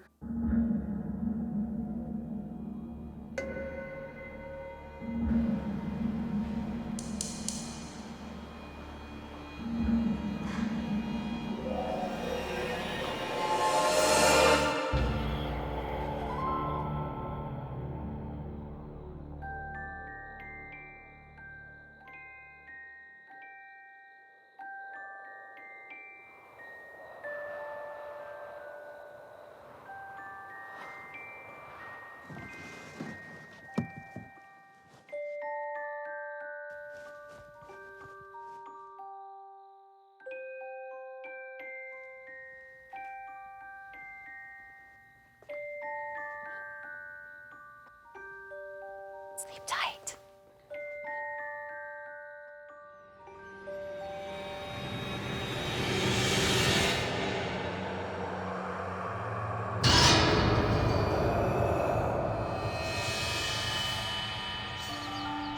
It is now the late summer of 2001. Norman is still working full-time 1,300 miles away in Arizona, while Jennifer and Andrew adjust to the family-friendly Garden Grove, Iowa area. One night, Andrew invites his friend Cody for a sleepover. Ah, yes! Lightsaber.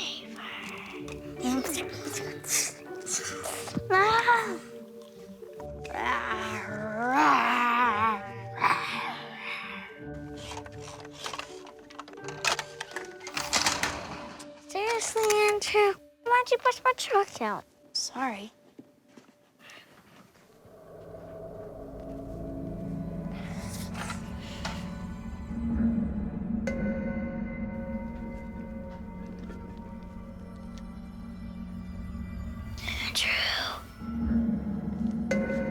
Cody?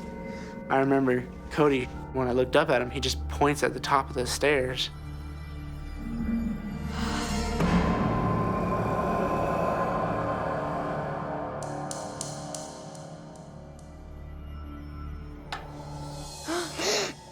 Next thing we know, he just vanished.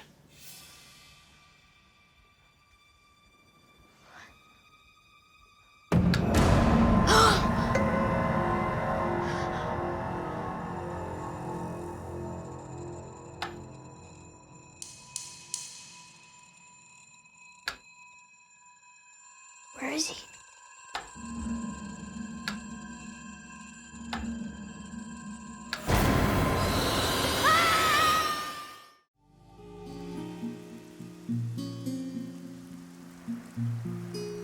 In the beginning, everything was roses. Home sweet home. You know, we'd spent all the time fixing the house up. But it didn't take too much longer after that to realize there was something off about the house. I chose to ignore a lot of things because I was elated and it was my dream. By the summer of 2001, Jennifer Rice has completed renovations on an abandoned 19th century Victorian mansion in Iowa. And while the home's rumored history of a mysterious death merely lurks in the back of her mind, her son Andrew comes face to face with evil.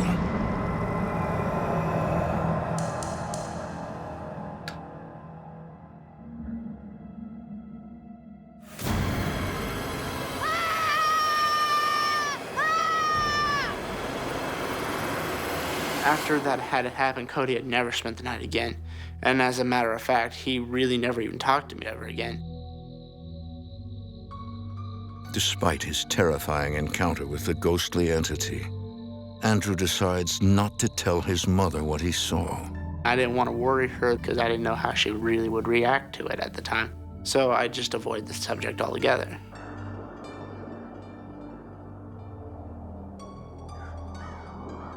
In September 2001, news that the once dilapidated mansion has been restored begins to spread through the small town of Garden Grove, Iowa.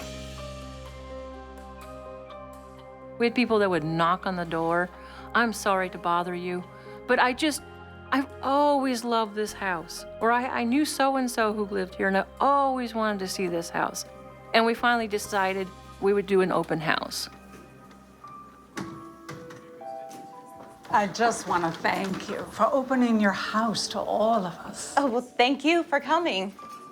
As we're doing tours, this sweet little old lady started telling me that she was so pleased to see somebody finally working on that house. My great uncle is the banker who built this house. And then she explained that she was the great niece. I know he would be very pleased to see how you're caring for it.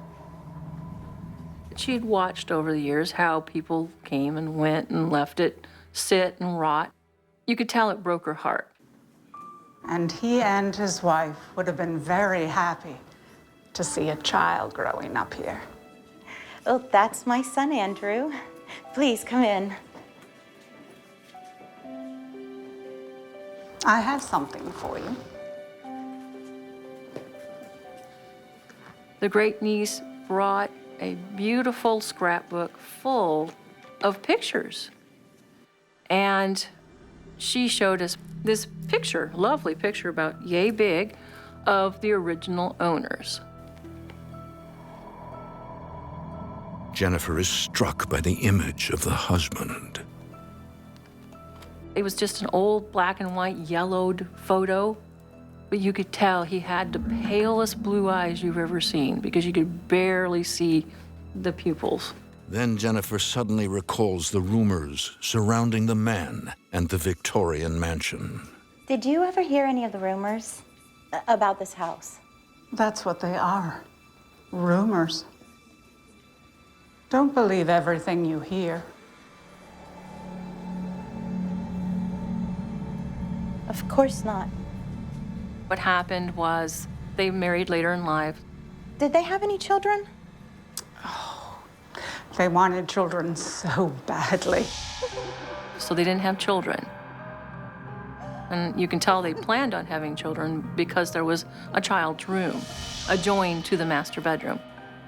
That's my son Andrew's room. Andrew, come here, sweetie. This nice lady was just telling me that her great uncle is the one who built our house. Very pleased to meet you, Andrew. You too. Look at what she brought us. As she's showing us all these pictures, I started realizing that I had seen the banker somewhere before. Is the man I saw the first time I went in the house. And then again at the top of the stairs.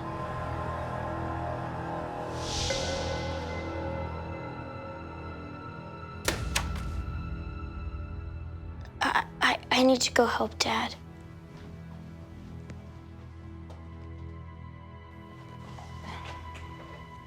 I'm sorry. I don't even know what that was about.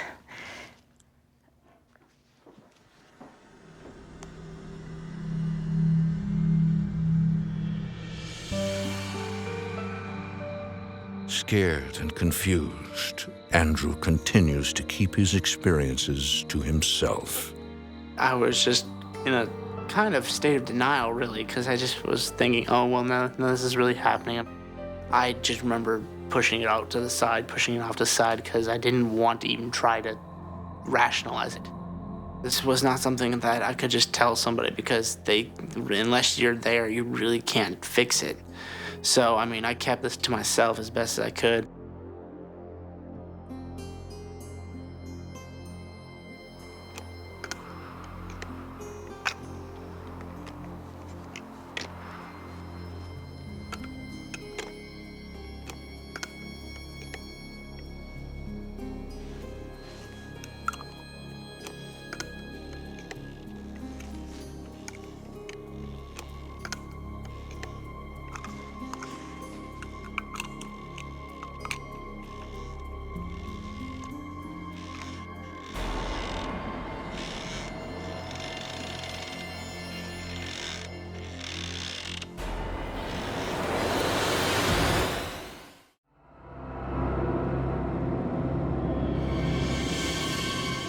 Since his terrifying encounter in the basement, 8-year-old Andrew Rice has felt an unsettling presence in his 19th century house in Garden Grove, Iowa. At that point, it scared me so much. I would just go over to a friend's house, or I'd go walk down the street and go play at the park. You know, I'd just find any way to avoid the situation altogether. But after seeing old photos of the original owner, a once prominent businessman, Andrew is now convinced that his ghost is haunting the home. His father, Norman, who is often away on business, is completely in the dark. My job is extremely stressful, trying to do software development and traveling too, and so they wanted me to be more concentrated on my work and not have to really worry too much about the house itself. They didn't really talk to me about it at all.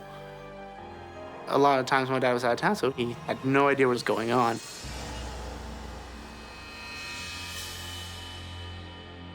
One night, Andrew has a new visitor.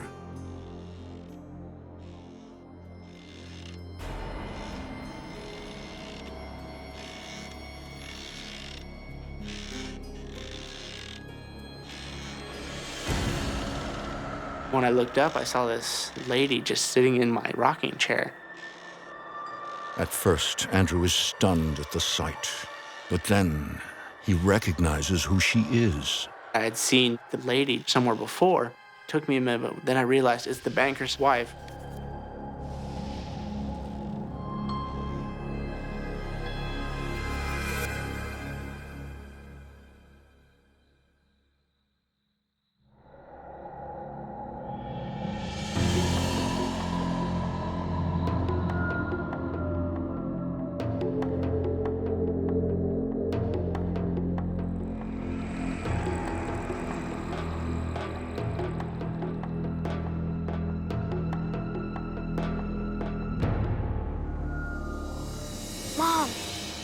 Mom, I saw her.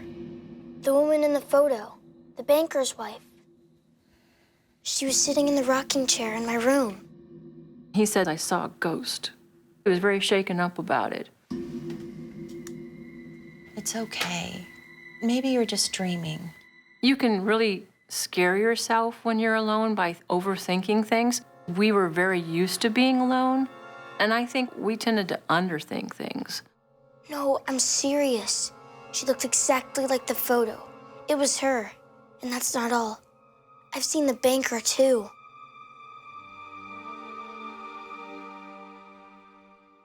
Maybe they're friendly ghosts. They always wanted to have children, and your bedroom was supposed to be the nursery. Maybe that's why they're drawn to you. Or that's why they come to you. Mom had told me that she wasn't there to harm me, more so she was watching over me.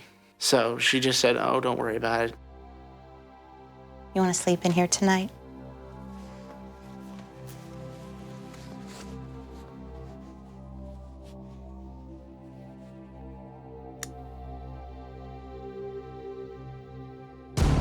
Despite Andrew's compelling tale, Jennifer isn't entirely convinced that the house is haunted. I didn't want to believe that there was anything going on. I just didn't. I'm stubborn. I'm very stubborn. And if I don't see it, it didn't happen.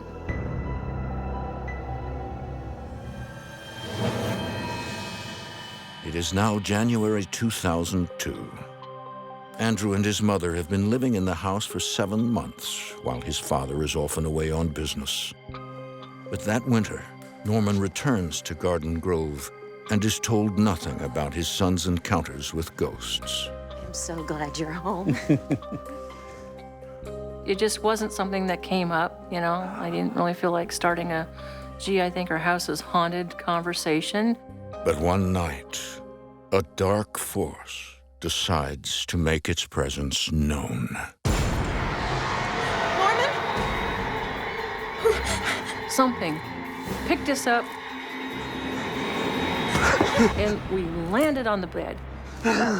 We were both wakened at the same time by some black entity, just some ominous presence. What was that? You felt it too, right? Yes.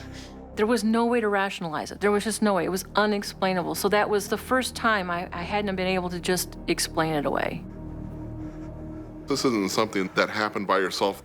We're both sitting there talking about the same thing that just happened, so we know this was real. This was no dream. And now, Jennifer can no longer deny the truth. Norman, I have something to tell you. I think the house is haunted. By what, ghosts? Yes. A banker and his wife. They lived here in the 19th century. Andrew's been seeing them. Jennifer kind of starts hinting at things that had been happening to Andrew that I wasn't aware of. There's a rumor around town. The banker had a servant girl who was pregnant. I will have you thrown out and you'll starve in the streets. She died here. And they buried her in our basement. In our basement? Why'd you wait so long to tell me? I thought if we ignored it, it would just go away. But now this, we both felt it. There's something here. You just want to pack up and leave? No. There's nothing more to talk about, is there? It made me feel like this is all my fault. But we didn't talk about it. It was frustrating, it was isolating. I felt alone because I didn't want to talk about it and stir it up. But now that the secret is out, Norman begins to dread spending time in his new home, where he suddenly feels unwelcome. You almost feel like you're going into a depression, thinking, okay, we've spent a lot of money on this house, and now do you want to admit that somehow a house can say, I don't want you here? Although he doesn't believe in ghosts, Norman can't shake the unnerving feeling that he is not alone.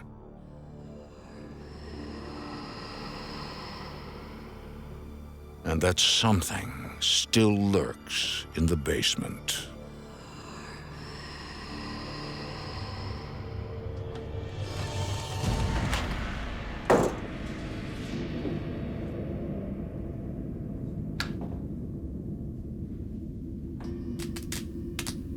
Walking in that basement for the first time, basements can be scary, and this one definitely was. It just kind of gives you the heebie-jeebies.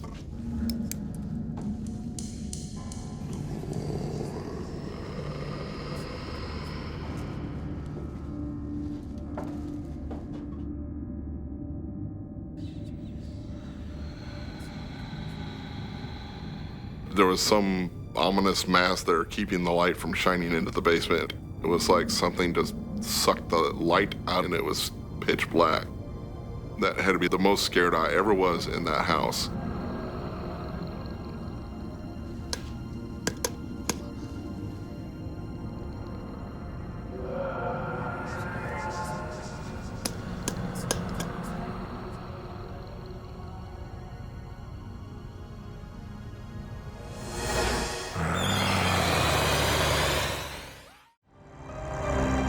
For nearly a year and a half, the Rice family has been living in a haunted 19th century Victorian mansion in Iowa, plagued by dark secrets from the past.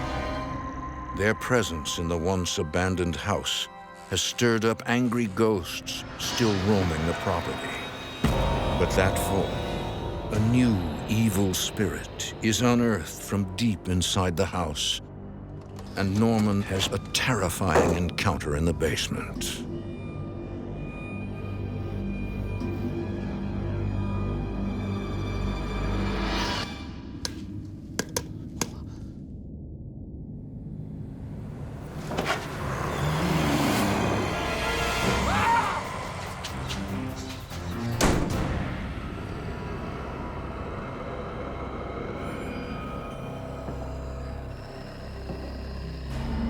Instantly, something in him begins to change.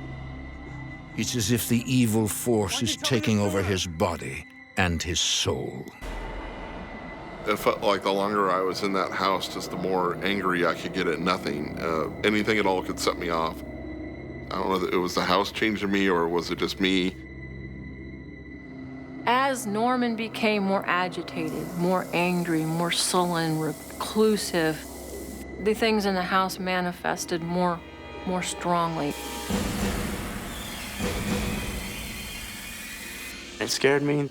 I was just getting numb to everything because it was just getting worse and worse. And at this point, I just started not feeling anything. But fortunately, Norman's job soon takes him out of state on business for several weeks. His absence comes as a welcome relief. I just knew that there wasn't going to be another day of yelling and screaming and wondering what was going to set him off. I was happy when he left.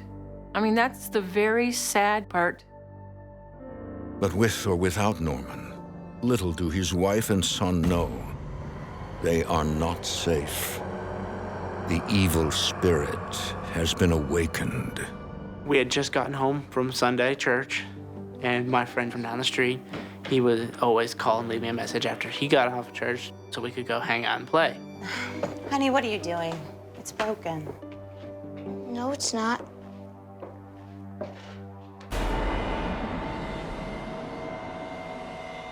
It's not even plugged in. The light was blinking, just like a normal, somebody left a message. So, I don't know why I did it, but I pushed the play button.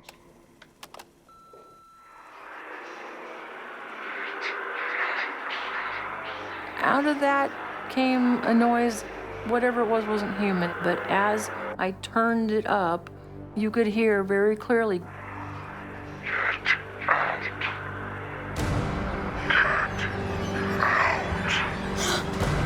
You could tell its intention was to make us leave. I was scared. At that point in time, I was scared.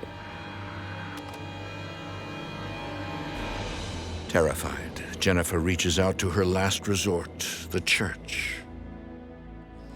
Weeks later, a group of parishioners arrive to conduct a house blessing. The evil immediately lures them to the basement. In the name of Jesus Christ, we dedicate this home as a sacred edifice. They were around the basement leaning inward with their Bibles while they were praying. Lord, we ask that you protect this home so that Norman, Jennifer, and Andrew Rice can worship and grow spiritually in peace. Amen. Amen. Afterwards, the parishioners retreat. They do not speak about their experience. They were very visibly upset. They did not want to talk about it.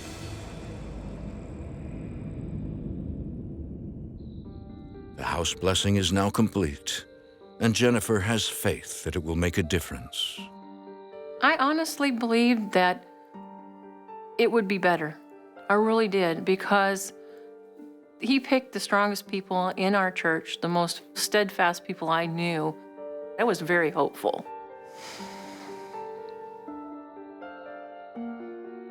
I had felt maybe it could get better, but at the same time, after going through that for so many months, I had learned just not to get my hopes too far up. With her husband Norman out of town, Jennifer tries to remain strong for Andrew.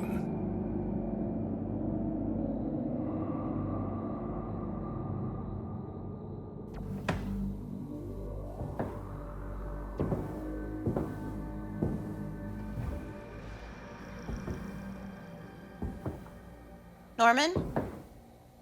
My mind is like, what? I know he is not here. Norman, is that you?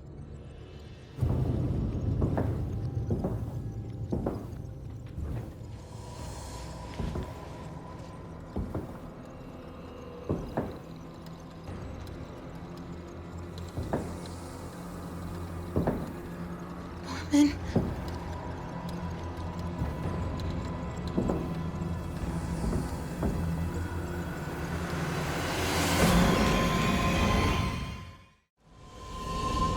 For well over 2 years, angry ghosts and an evil spirit have been haunting the Rice family in their 19th century Victorian home in Garden Grove, Iowa.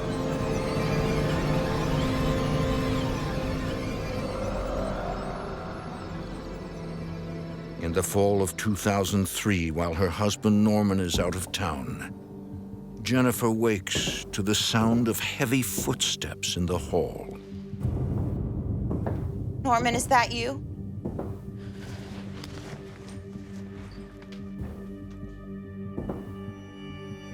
Norman? I saw that thing. I didn't know what it was, and then it looked at me. I can't move. It's gonna get me. I'm feeling like I'm gonna die of a heart attack. I can't even describe the terror. I knew then that it could create whatever it wanted to scare us. But this new entity is just starting its reign of terror. And soon, it targets the weakest member of the family.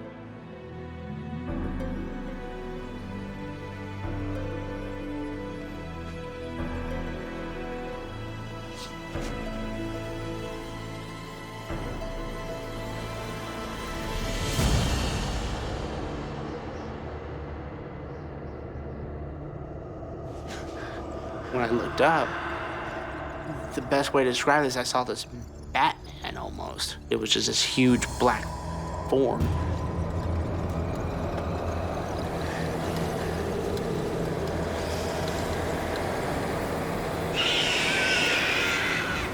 I feel this presence enclosed around me. It was just strong, and I knew that if I had struggled, it would have just tightened his grip even more.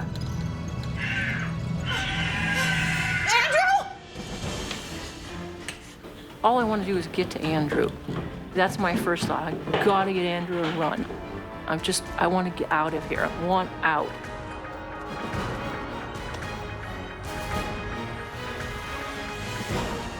Come on, baby. Come on. She didn't even grab her shoes. She just picked me up. We ran out the door. Come on, Andrew. Come on, sweetie.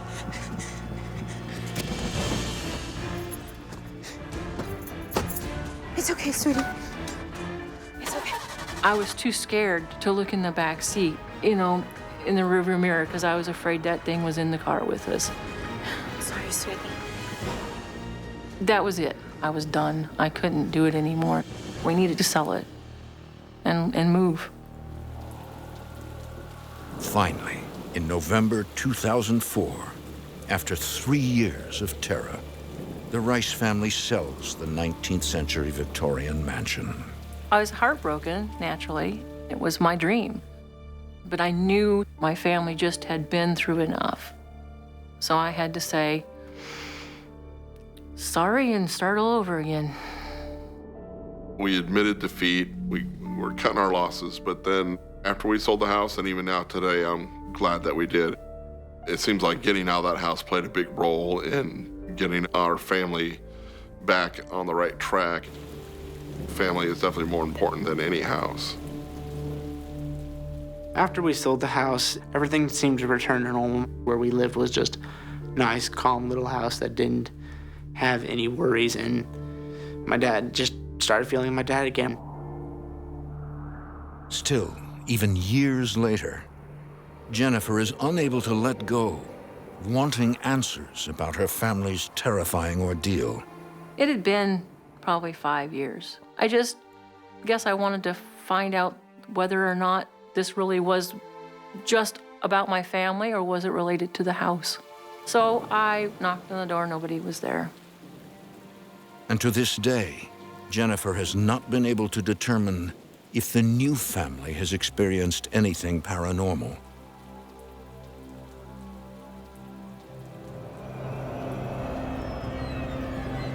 What happened to the Rice family in Garden Grove?